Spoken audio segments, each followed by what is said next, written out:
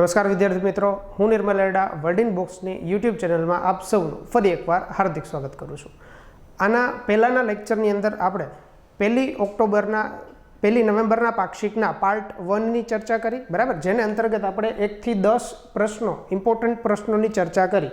હવે શરૂઆત કરીએ પાર્ટ 2 અને ક્વેશ્ચન નંબર 11થી. ક્વેશ્ચન નંબર 11 એવું કહે છે કે પવિત્ર યાત્રાધામ અંબાજી મંદિર ગુજરાતના કયા તાલુકા અને કયા જિલ્લામાં આવેલું છે? જુઓ, ઘણી બધી વખત યાત્રાધામ એટલે કે ધર્મસ્થાનો આપણે વાંચતા હોય ત્યારે ફક્ત ને ફક્ત એનો જિલ્લો યાદ રાખીએ, પણ હવેના ટ્રેન્ડ મુજબ આપણે એમનો તાલુકો પણ યાદ રાખીશું. અને અહીંયા આગળથી અંબાજી એવું નથી કે મેં ગુજરાતમાં આવેલું છે એટલે લીધેલું છે, પણ પાક્ષિકની અંદર એની ચર્ચા થઈ એટલા માટે આપણે યાદ રાખીશું કે આ બનાસકાંઠા એને અંતર્ગત આવેલો તાલુકો દાતા તાલુકાની અંદર આવેલું છે. જો અંબાજીના વિશે થોડા ઘણા ફેક્ટ યાદ રાખીએ તો સૌથી પહેલું તો બનાસકાંઠા જિલ્લો અને દાતા તાલુકો. જો બનાસકાંઠામાં અંબાજી મંદિરે દર્શનાર્થે જઈએ તો ત્યાં આગળ આપણને મંદિરની અંદર કોઈ પણ મૂર્તિના દર્શન કરવા નહીં મળે, પણ ત્યાં આગળ એક વિશા યંત્ર પૂજાય છે. એટલે આ પણ વિગતો યાદ રાખીશું. સાથે સાથે એ પણ વિગત યાદ રાખીએ કે પૂરેપૂરા ગુજરાતમાં જો ડિજિટલી સ્વરૂપે દાન સ્વીકારાતું હોય, અત્યારે હાલ તો ઘણી બધી જગ્યાએ સ્વીકારાય છે, પણ આવી દાન સ્વીકારવાની શરૂઆત ગુજરાતના મુખ્યમંત્રી વિજયભાઈ રૂપાણીએ અંબાજી ખાતેથી જ કરી હતી, બરાબર. એટલે ડિજિટલ દાન સ્વીકારવાનો શુભારંભ પણ અંબાજી ખાતેથી થયો હતો. અને 1 વર્ષ પહેલાં જો વાત કરીએ તો ગુજરાતમાં સર્વપ્રથમ વખત જો કોઈ પણ જગ્યાએ સ્કાય વોક બનશે, સ્કાય વોક, તો એ કઈ જગ્યાએ બનશે તો યાદ રાખીએ અંબાજી ખાતે જ બનવાનું છે, બરાબર. તો આ અંબાજીની ચર્ચા થઈ, જિલ્લો, તાલુકો અને એને લગતા 2 કે 3 ફેક્ટ આપણે યાદ રાખીએ, બરાબર. ત્યારબાદના ક્વેશ્ચનની ચર્ચા કરીએ કે તાજેતરમાં સવાયુ સન્માન કાર્યક્રમ કોના માટે આયોજિત કરાયો? તો યાદ રાખો, અમદાવાદમાં સ્ત્રીઓ એટલે કે દીકરીઓ માટે એક કાર્યક્રમનું આયોજન થયું જેનું નામ હતું સવાયુ સન્માન. શેના માટેનો આ કાર્યક્રમ હતો? તો આંગણવાડીમાં બહેનો હોય, કાર્યકર્તા બહેનો, એ અને ધોરણ 10 અને 12ની અંદર જેનું પરિણામ ઉત્કૃષ્ટ હોય આવી તમામ બહેનો દીકરીઓને પ્રમાણપત્ર આપી અને સન્માનિત કરવામાં આવ્યા. અને આ સન્માનિત જે થયા એમને અંતર્ગતનો જે કાર્યક્રમ હતો એનું નામ હતું સવાયુ સન્માન. તો યાદ રાખીએ, સવાયુ સન્માન કાર્યક્રમ કોની સાથે સંકળાયેલો છે? જો આવો પ્રશ્ન પૂછાય તો આવડવો જોઈએ. ત્યારબાદના ક્વેશ્ચનની ચર્ચા કરીએ કે તાજેતરમાં મહેસૂલ વિભાગ દ્વારા ઓનલાઈન શરૂ કરાયેલ IRIS આનું પૂરું નામ જણાવો. સૌથી પહેલાં તો ક્વેશ્ચન એવો થવો જોઈએ કે મહેસૂલ વિભાગ ગુજરાતની અંદર છે, બરાબર. તો આ ગુજરાત સરકારના મહેસૂલ વિભાગના હાલ મંત્રી કોણ છે? તો યાદ રાખીએ કૌશિકભાઈ પટેલ. ગુજરાતના મહેસૂલ મંત્રી છે અને એમના દ્વારા જ હમણાં જ હાલ એક ઓનલાઈન સર્વિસ શરૂ કરાઈ જેનું નામ હતું IRIS. આનું પૂરું નામ થાય ઇન્ટિગ્રેટેડ રેવન્યુ ઇન્સ્પેક્શન સિસ્ટમ. શેના માટેનું છે IRIS? તો યાદ રાખો કે હવે તમામ પ્રકારની મહેસૂલની પરવાનગીઓ અથવા તો કોઈ હકપત્રકની નોંધ અને કોઈ પણ પ્રકારના જો મહેસૂલી કેસ હશે તો આ તમામની તપાસ હવેથી ઓનલાઈન થશે, બરાબર. અથવા તો એવું પણ યાદ રાખીએ કે ઘણા વર્ષોથી જ આપણે ગ્રામ્ય ક્ષેત્રે એટલે કે ગ્રામ પંચાયતના જે 7, 12, 8 ના નમૂના હોય, આ બધા જ નમૂનાઓને સ્કેન કરી અને ડિજિટલી તો મૂકી જ દીધા છે. હવે એક નવી સુવિધા શરૂ થઈ જેના અંતર્ગત આ તમામ પ્રકારની સુવિધાઓ ઓનલાઈન થશે. અને કોના દ્વારા થશે? તો મહેસૂલ વિભાગના IRIS દ્વારા, જેનું પૂરું નામ આપણે યાદ રાખીશું ઇન્ટિગ્રેટેડ રેવન્યુ ઇન્સ્પેક્શન સિસ્ટમ. અને મહેસૂલ મંત્રી આપણા પૂછાય તો કૌશિકભાઈ પટેલ યાદ રાખીશું. ત્યારબાદના ક્વેશ્ચનની ચર્ચા કરીએ કે ગુજરાતના કયા જિલ્લામાં વિશ્વનું સૌથી મોટું ઝિંક સ્મેલ્ટર કોમ્પ્લેક્સ સ્થપાશે? જુઓ, હવે આ ઝિંક સ્મેલ્ટર કોમ્પ્લેક્સ શેના માટે છે? સૌથી પહેલાં યાદ રાખો કે તાપી જિલ્લાના દોસવાડા ગામની અંદર આની સ્થાપના થશે. અને આ કેવું છે? તો ગુજરાતનું નહીં, ભારતનું નહીં, પણ વિશ્વનું સૌથી મોટું કોમ્પ્લેક્સ બનશે. ઝિંક સ્મેલ્ટર ઝિંક માટેની જ વસ્તુ છે, બરાબર. ઝિંકને ઉત્પાદન કરવું એની સાથે સાથે જ એશિયા અને વિવિધ દેશોની અંદર સાથે સાથે ભારતની અંદર પણ જો ઝિંક ક્ષેત્રની કોઈ પણ માંગ હોય તો એને પૂરી કરવા માટે જ તાપી જિલ્લાના દોસવાડા ગામમાં આ સ્મેલ્ટર કોમ્પ્લેક્સની સ્થાપના થશે. હવે આ ગુજરાત સરકાર દ્વારા જ નક્કી કરાયું છે, પણ ગુજરાત સરકારે એક પ્રાઇવેટ કંપની સાથે MOU સાઇન કર્યા છે. કઈ છે? તો યાદ રાખો, વેદાંતા ગ્રુપની હિન્દુસ્તાન ઝિંક લિમિટેડ નામની કંપની સાથે ગુજરાત સરકારે એક MOU સાઇન કર્યા છે. હવે અહીંયા આગળથી MOU એટલે શું એ તમને બધાને આવડશે. મેમોરેન્ડમ ઓફ અન્ડરસ્ટેન્ડિંગ એટલે કે જે કરારો સાઇન થાય એના માટે હોય, બરાબર. તો MOU સાઇન થયા છે હિન્દુસ્તાન ઝિંક લિમિટેડ સાથે. શેના માટેનું છે? તો એશિયા અને મિડલ ઈસ્ટ અથવા તો વિવિધ દેશોની અંદર ઝિંકની મોટા પાયે નિકાસ કરવા અથવા તો ભારત દેશમાં પણ ઝિંકની માંગને પૂરી પાડવા માટે આની સ્થાપના થશે, બરાબર. હવે યાદ રાખો કોની સાથે MOU થયા છે? તો હિન્દુસ્તાન ઝિંક લિમિટેડ સાથે. તો હિન્દુસ્તાન ઝિંક લિમિટેડ વિશે પણ થોડીક માહિતી યાદ રાખવી પડે. જેમ કે એના CEO હાલ કોણ છે? અરુણ મિશ્રા એમના CEO છે. અને આ કેવી કંપની છે? તો ભારતની સૌથી મોટી અને વિશ્વની બીજા નંબરની સૌથી મોટી ઝિંક લીડ માઇનર કંપની છે, બરાબર. તો આના વિશે પણ યાદ રાખીશું. તાપી જિલ્લો પણ યાદ રાખીશું. ત્યારબાદ question number 15, કવિસિંહ Sneharashmi botanical garden કયા જિલ્લાની અંદર આવેલું છે? હવે સ્નેહરશ્મિ આપણે કંઈક સાહિત્યની વાત કરેલી છે, બરાબર. પણ આ જ સાહિત્યકાર સાથે જોડાયેલું ગાર્ડન છે જેને કહેવાય બોટાનિકલ ગાર્ડન. એ કયા જિલ્લાની અંદર આવેલું છે? સુરતની અંદર આવેલું છે. ક્વેશ્ચન થાય સાહેબ આવું શું કામ અત્યારે હાલ ચર્ચા કરી? કેમ કે યાદ રાખો અત્યારે હાલ સુરતની અંદર જ વિકાસ કામોના ભેટ સ્વરૂપે સ્નેહરશ્મિ બોટાનિકલ ગાર્ડનની અંદર અત્યારે અર્બન હોર્ટિકલ્ચર સેન્ટર એટલે કે ટેરેસ ગાર્ડન શરૂ કરાયું છે. કોઈ પણ ટેરેસ ઉપર ગાર્ડનિંગ કરવામાં આવે, વૃક્ષો ઉગાડવામાં આવે તો એને ટેરેસ ગાર્ડન કહી શકીએ, બરાબર. આવું જ એક ટેરેસ ગાર્ડન અત્યારે હાલ સુરતમાં ઓપન કરાયું છે. આ ગાર્ડનનું નામ છે સ્નેહરશ્મિ બોટાનિકલ ગાર્ડન. તો ક્વેશ્ચન કંઈક આવી રીતે પૂછાય કે આ કયા જિલ્લામાં આવેલું છે? તો સુરતમાં આવેલું છે, એ આપણે યાદ રાખીશું, બરાબર. એના વિશે ઇમેજ પણ જોઈ લઈએ કે કંઈક આ રીતે ટેરેસ ગાર્ડન છે સ્નેહરશ્મિ. હવે તમને થાય સાહેબ સાહિત્યની અંદર તમે લઈ ગયા છો, સ્નેહરશ્મિ ગાર્ડનની તમે વાત કરી, પણ અહીંયાથી મનમાં એક ક્વેશ્ચન આવે કે સાહેબ સ્નેહરશ્મિ એટલે કોણ? તો યાદ રાખો સ્નેહરશ્મિ માટેની તમે ઇમેજ અહીંયા જોઈ શકો છો.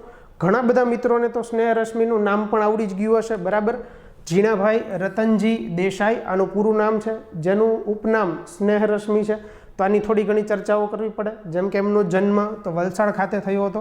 સાથે સાથે ગુજરાતી કવિતામાં જાપાનીઝ કાવ્ય હાઇકુના પ્રણેતા તરીકે ઓળખાતા હોય તો સ્નેહરશ્મિને યાદ રાખીશું. એમની થોડી ઘણી ચર્ચાઓ અને એમની જ કૃતિઓ જેમ કે મારી દુનિયા, સાફલ્ય ટાણું, ઉઘડે નવી ક્ષિતિજો અને ગાતા આસોપાલવ. તો આ તમામ કૃતિઓ સ્નેહરશ્મિ સાથે જોડાયેલી છે, એટલે કે જીણાભાઈ રતનજી દેસાઈ.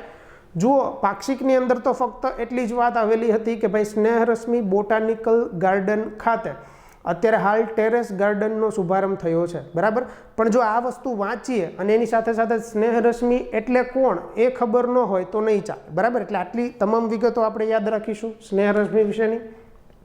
ત્યારબાદ ક્વેશ્ચન નંબર 16, કયા જિલ્લામાં દેશનો સર્વપ્રથમ કેનાલ કોરિડોર ડેવલપ કરાયો છે? જો અહીંયા આગળથી કેનાલ કોરિડોરની વાત છે. સૌથી પહેલાં જવાબ મેળવી લઈએ કે સુરતની અંદર આ છે, બરાબર.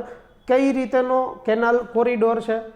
તો યાદ રાખીએ કે 3 કિલોમીટરની લંબાઈ ધરાવતો આ કેનાલ કોરિડોર છે. શું છે એની પણ આપણે વાત કરીશું કે અહીંયા આગળ બાળકો, વૃદ્ધોથી માંડી અને સૌ કોઈ માટે પ્લે એરિયા, એની સાથે સાથે જન સુવિધા, એની સાથે સાથે ફૂડ કોર્ટ એટલે કે કોઈ પણ જમવાની એવી દુકાનો પણ ત્યાં આગળ મળી જાય, જોગિંગ માટેનો પાર્ક પણ મળે, આવી સુવિધાઓ ઊભી કરાઈ છે, જેને નામ અપાયું છે કેનાલ કોરિડોર.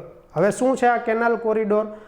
તો સુરતમાં રસ્તાની વચ્ચે એક કેનાલ આવેલી છે. આ કેનાલની બંને બાજુ ગાર્ડન ડેવલપ કરાયું છે. આ ગાર્ડનની અંદર બાળકોથી લઈ અને વૃદ્ધો સુધીની તમામ સુવિધાઓ ઉપલબ્ધ છે. જેમ કે મોર્નિંગમાં વોકિંગમાં, જોગિંગમાં પણ જઈ શકાય. ત્યાં આગળ જ તમામ શોપ એટલે કે દુકાનો પણ ઉપલબ્ધ છે, જોન સુવિધા પણ ઉપલબ્ધ છે. આવી તમામ સુવિધાઓ કેનાલ કોરિડોર ખાતે છે. તો આ પણ યાદ રાખીશું કે સુરત ખાતે આ ઓપન કરાયો છે. ત્યારબાદ ક્વેશ્ચન નંબર 17, હાલમાં કયા જિલ્લામાં દેશનો લોંગેસ્ટ BRTS કોરિડોર બનાવાયો છે? જનરલી આપણે BRTS વિશે જાણતા હોય, બરાબર. BRTSનું પૂરું નામ પૂછું તો કદાચ કન્ફ્યુઝન થશે કે સાહેબ BRTS તો વારંવાર સાંભળતા હોય, ઘણી બધી વખત BRTSમાં જતા હોય, પણ પૂરું નામ ન ખબર હોય. પણ અત્યારે એટલું યાદ રાખો કે પૂરેપૂરા ભારત માટેનો સૌથી લોંગેસ્ટ રૂટ ડેવલપ કરાયો છે અને અગેઇન એ સુરત ખાતે જ છે. જો લોંગેસ્ટ હોય તો કેટલા કિલોમીટર સુધીનો છે એ યાદ રાખીએ. કુલ 108 કિલોમીટર સુધીનો BRTS કોરિડોર છે. સાહેબ તમે કીધું BRTSનું પૂરું નામ, તો એ પણ યાદ રાખો. બસ રેપિડ ટ્રાન્ઝિટ સિસ્ટમ BRTSનું પૂરું નામ થાય. અને ભારત દેશનો સૌથી લાંબો રૂટ છે તો એ પણ યાદ રાખીશું. સુરત ખાતે છે. કેટલા કિલોમીટર? તો 108 કિલોમીટર. ત્યારબાદના ક્વેશ્ચનની ચર્ચા કરીએ કે તાજેતરમાં કયા જિલ્લા નજીક અબજ Q3 ટેક પાર્કનો શિલાન્યાસ કરવામાં આવ્યો? બરાબર, જવાબ મેળવી લઈએ કે મહેસાણાની નજીક અબજ Q3 ટેક પાર્ક લોન્ચ કરાયો છે, શિલાન્યાસ કરાયો છે. હવે અબજ Q3 ટેક પાર્ક છે શું? તો યાદ રાખો કે અબજ જે છે, અબજ આ એક ગુજરાતની કંપની છે. ગુજરાતની કેવી કંપની છે? તો ભારતીય ઇલેક્ટ્રોનિક્સ ઉત્પાદન કરતી કંપની છે. એટલે કે ઇલેક્ટ્રોનિક સાથે જોડાયેલી કંપની છે. ક્યાંની છે? ગુજરાતની છે.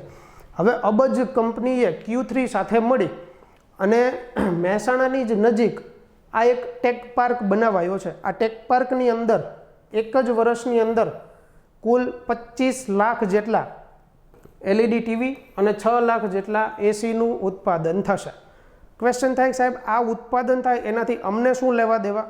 પણ એટલી વિગત યાદ રાખો કે જો ક્વેશ્ચનની અંદર અબજ Q3 ટેક પાર્ક પૂછાય તો મહેસાણા યાદ રાખીશું. અને ગુજરાત માટે શું કામ ઇમ્પોર્ટન્ટ છે? કેમ કે ગુજરાતની જ કંપની છે અને વિચારો કે 25 લાખ જેટલા જો LED ટીવી અને અરાઉન્ડ 6 લાખ જેટલા એસીનું ઉત્પાદન થાય તો ત્યાંના સ્થાનિક લેવલ પર ઘણા બધા લોકોને રોજગારી પણ પ્રાપ્ત થાય. બરાબર, એટલા માટે જ હોય. સાથે એક ફેક્ટ એ પણ યાદ રાખીએ કે LEDનું જો પૂરું નામ પૂછાય તો લાઇટ એમિટિંગ ડાયોડ, આ એનું પૂરું નામ થાય. બરાબર, તો 25 લાખ જેટલા LED અને 6 લાખ જેટલા એસી ઉત્પાદન કરતો એક ટેક પાર્ક કઈ જગ્યાએ ઓપન થયો? તો મહેસાણાની અંદર. અબજ શું છે? તો એક ઇલેક્ટ્રોનિક ક્ષેત્રે જોડાયેલી કંપની છે. બરાબર, કઈ જગ્યાની છે? તો ગુજરાતની છે. ત્યારબાદનો ક્વેશ્ચન, ઘોડાનો સમાનાર્થી શબ્દ જણાવો. હવે થાય એવું સાહેબ પાક્ષિકની ચર્ચા કરતા તમે ગુજરાતી વ્યાકરણમાં કઈ જગ્યાએ લઈ ગયા? બરાબર, પણ તમને અગેન કહું કે બધા જ ક્વેશ્ચન પાક્ષિક સાથે જોડાયેલા જ હશે. અમદાવાદની અંદર અત્યારે હાલ અશ્વ તાલીમ શાળા શરૂ કરાઈ છે, ફરી પાછી શરૂ કરાઈ છે. બરાબર, એટલે અશ્વ તાલીમ શાળા અમદાવાદમાં શરૂ થઈ એ આપણા માટે જરૂરી નથી, ભલે એ શરૂ થઈ ત્યાં આગળ, પણ પાક્ષિકની અંદર આવેલું કે ઘોડો એટલે કે તુરંગ, હય અને અશ્વ તરીકે પણ ઓળખાય, તોખાર, વાજી, વીતી અને અરવા. ઘોડા માટેના આટલા સમાનાર્થી શબ્દો છે. તો આ તમામ શબ્દો આપણે યાદ રાખીશું. કેમ કે ઘણી બધી વખત એક્ઝામની અંદર જો પૂછાય કે અરવા નીચેનામાંથી કોની સાથે સંકળાયેલું સમાનાર્થી છે, તો યાદ રાખીએ ઘોડા સાથેનું. એવું નથી કે આટલા જ સમાનાર્થી શબ્દ છે, આમાંથી તમને પણ ઘણા બધા આવડતા હશે. બરાબર, તો આના સિવાયના જેટલા આવડે એ પણ તમારે કમેન્ટ બોક્સની અંદર લખવાના. અને આટલા નામ તો આપણે યાદ રાખીશું જ. જો પાક્ષિકની અંદર પૂરા 2 પેજની અંદર અશ્વ તાલીમ શાળાનું છે, પણ આ 2 પેજની અંદરથી આપણા માટે ઇમ્પોર્ટન્ટ ફેક્ટ આટલું જ નીકળે. તો આ વિગત આપણે યાદ રાખીશું કે તુરંગ, હય, અશ્વ, તોખાર, અરવા આ તમામ નામ કોના છે? ઘોડા સાથે સંકળાયેલા છે.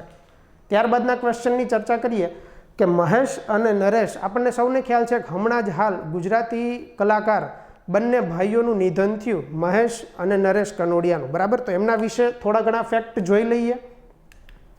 નરેશ કનોડિયા, જેને આપણે જોની જુનિયર એવા ઉપનામથી પણ ઓળખતા હતા, એમના જન્મની વાત કરીએ તો 20 ઓગસ્ટ 1943ની અંદર એમનો જન્મ થયો. કઈ જગ્યાએ એમનો જન્મ થયો? તો મહેસાણાના કનોડા ગામે થયેલો હતો. અને જો આમની જ વાત કરીએ નરેશ કનોડિયાની, તો એમની પ્રથમ પિક્ચર આપણે યાદ રાખીશું વેણીને આવ્યા ફૂલ, જ્યાંથી એમને પોતાની ગુજરાતી કારકિર્દીની શરૂઆત કરી હતી. બરાબર, અને અરાઉન્ડ વાત કરીએ તો 150થી લઈ અને વધારે પિક્ચરોમાં એમને અભિનય પણ આપેલો હતો. બરાબર, જેમની હાલ નિધન થયું છે. 2002ની વાત કરીએ તો કરજણ વિધાનસભાથી એ બેઠક પરથી ચૂંટણી પણ જીતેલા હતા. બરાબર, એટલે કે ગુજરાતી કલાકાર તો ખરા, એની સાથે સાથે રાજકારણમાં પણ એટલા જ સક્રિય. અને જો મહેશ કનોડિયાની વાત કરીએ તો એમના વિશે તમને બધાને આઈડિયા હશે જ કે સ્ત્રી અને પુરુષ બંનેના અવાજમાં એ ગાઈ શકતા હતા. બરાબર, તો અત્યારે હાલ આ એક કલાકારનું નિધન થયું છે બંનેનું, તો એમના વિશે આપણને આટલા ફેક્ટ યાદ રહેવા જોઈએ. ત્યારબાદની વાત કરીએ કેશુભાઈ પટેલ વિશે. આમની પણ આપણે ચર્ચા કરવી પડે. કેમ કે હાલમાં જ કેશુભાઈ પટેલનું નિધન થયું છે, બરાબર. તો એમના વિશે થોડા ઘણા ફેક્ટ જે આપણને એક્ઝામની અંદર પૂછાઈ શકે એવા હોય એની આપણે ચર્ચા કરી લઈએ. સૌથી પહેલાં એમના જન્મની વાત કરીએ. 24 જુલાઈ 1928 જૂનાગઢના વિસાવદર ખાતે એમનો જન્મ થયેલો હતો. ત્યારબાદની ચર્ચા કરીએ કે એમનું અવસાન હાલમાં થયું છે, એટલે કે 29મી ઓક્ટોબર 2020ના રોજ. અને આ જ વ્યક્તિ એવા કે જે 1980માં ભારતીય જનતા પાર્ટીની જ્યારે સ્થાપના થઈ તો એમના સ્થાપક સભ્ય પૈકીના એક હતા. અને કેશુભાઈ પટેલને આપણે એટલે યાદ રાખીએ છીએ કેમ કે એમને 2 વખત ગુજરાતના મુખ્યમંત્રી પદે હતા. ક્યારે ક્યારે હતા એમની ચર્ચા કરી લઈએ. તો સૌથી પહેલાં 1995ની અંદર સૌથી પ્રથમ વખત ગુજરાતના મુખ્યમંત્રી બન્યા. અને કેટલામાં નંબરના? તો યાદ રાખીએ 10મા નંબરના. સૌથી વધારે ઇમ્પોર્ટન્ટ અહીંયાથી બનશે કે કેશુભાઈ પટેલ ગુજરાતના કેટલામાં નંબરના મુખ્યમંત્રી બનેલા હતા? 10મા નંબરના 1995ની સાલમાં. ત્યારબાદ ફરી પાછો એનો કાર્યકાળ એટલે કે 1998માં બીજી વખત એવો મુખ્યમંત્રી પદે રહ્યા. ત્યારબાદ એમના કાર્યકાળ દરમિયાનની થોડી ઘણી ચર્ચાઓ કરીએ. આ ઘણી બધી વખત તમે વાંચેલું પણ હશે તો એક વખત અહીંયા જોઈ લેશો તો વધારે આઈડિયા રહેશે કે ગરીબી રેખા નીચે જીવતા લોકો માટે એમણે એક યોજના લાગુ કરી હતી જેનું નામ હતું ગોકુળ ગ્રામ યોજના, બરાબર. ત્યારબાદ તો કે ઇન્ફોટેક નીતિ એમના સમયમાં જ અમલમાં આવી અને ગાંધીનગરની અંદર આવેલું ઇન્ફો સિટી આનો શિલાન્યાસ કોના સમયગાળાની અંદર થયો? તો યાદ રાખીએ કેશુભાઈ પટેલ. અને એમના જ શાસનમાં ગોઝારો એવો ભૂકંપ એટલે કે 26મી જાન્યુઆરી 2001માં ગુજરાતની અંદર ભૂકંપ આવેલો હતો, બરાબર. આ તમને બધાને ખબર હશે કે જેનું એપી સેન્ટર કચ્છની અંદર આવેલું ધ્રંગ ગામની અંદર હતું. તો આ જે અત્યારે ભૂકંપ ત્યારે 2001ની સાલમાં આવેલો ત્યારે કયા મુખ્યમંત્રીનો કાર્યકાળ ચાલુ હતો? કેશુભાઈ પટેલ. અને એમણે જ ગુજરાત પરિવર્તન પાર્ટી નામના એક પક્ષની પણ રચના કરેલી હતી. તો જો અહીંયાથી તમામ વિગતો એક્ઝામ ઓરિયન્ટ છે અને એવું પૂછાય કે ગુજરાત પરિવર્તન પાર્ટી નામના પક્ષની રચના અથવા તો સ્થાપના કોના દ્વારા થઈ હતી? તો કેશુભાઈ પટેલ દ્વારા, બરાબર. તો આટલી વિગતો યાદ રાખીશું. હવે જતાં જતાં આપણે ક્વેશ્ચન લેતા જઈએ એટલે કે 3 ક્વેશ્ચન જે દર પાક્ષિકના લેક્ચરની અંદર તમને આપું છું. એમાં સૌથી પહેલું છે ઓસ્ટ્રેલિયા. જો ક્વેશ્ચન પણ રિલેટેડ મૂકેલા છે. શું કામ? કેમ કે આપણે એક દેશની વાત કરી હતી ઓસ્ટ્રિયા, બરાબર. આ ઓસ્ટ્રિયા જે દેશ છે એને આપણે યાદ કરેલો હતો. શું કામ યાદ કરેલો હતો એ પણ યાદ કરાવી દઉં કે ગિરનારની ખાતે જે રોપવે બનેલો છે કે જે એશિયાનો સૌથી લાંબો એટલે કે 2.13 કિલોમીટરનો રોપવે છે એની ડિઝાઇન કઈ જગ્યાએ બનેલી હતી? તો ઓસ્ટ્રિયા ખાતે. ત્યારે મેં કીધું હતું કે ઓસ્ટ્રેલિયા સાથે કન્ફ્યુઝ થવું નહીં અને જાણી જોઈને જ મેં ત્યારે ઓસ્ટ્રેલિયા માટેની રાજધાની, ચલણ અને પ્રધાનમંત્રીનું નામ આપેલું નહોતું. કેમ કે એ તમારે મને કહેવાનું છે ઓસ્ટ્રેલિયાની રાજધાની, એનું ચલણ અને એમના પ્રધાનમંત્રીનું નામ.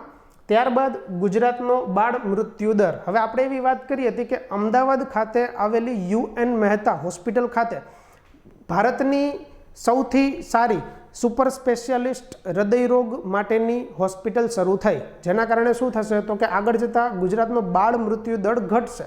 તો તમને ત્યારે થયું હશે કે સાહેબ બાળ મૃત્યુ દર કીધું શું કામ નહીં? કેમ કે તમારે ગોતવાનું છે એટલા માટે. અને દર વખતેની જેમ 3 તાલુકા અગેન આપતો જાઉં છું. ખેડબ્રહ્મા, ભાણવડ અને ચીખલી. આ 3 તાલુકા કયા જિલ્લાની અંદર આવેલા છે એ તમારે ગોતી અને કમેન્ટ બોક્સની અંદર લખી અને જણાવવાના છે. ત્યાં સુધી તમારા અભિપ્રાય આપતા રહેજો. ફરી પાછા નવા કોઈ ટોપિક સાથે મળીશું. ત્યાં સુધી થેન્ક યુ.